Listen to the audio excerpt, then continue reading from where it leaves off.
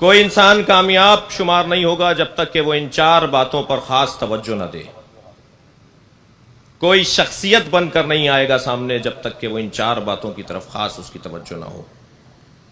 سب سے پہلا موضوع، وہ جسے بھی مانتا ہے، جسے بھی خالق اور رب مانتا ہو، میں بھی عمومی بات کر رہا ہوں، اس کے لیے اس کے پاس وقت کتنا ہے، اپنے رب کے لیے اس کے پاس ٹائم کتنا ہے، اپنے رب کے لیے اس کے پاس وقت کتنا ہے۔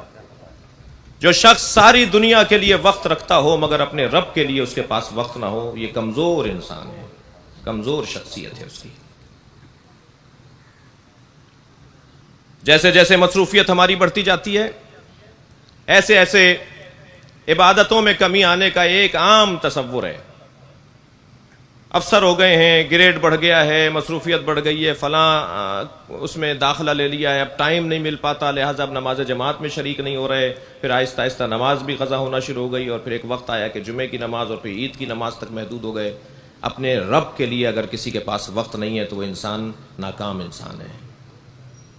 اس انسان کو اپنے رب کے لیے ایک وقت کا تعین کرنا ہوگا جو رب نے خود تعین کر کے دے دیا ہے۔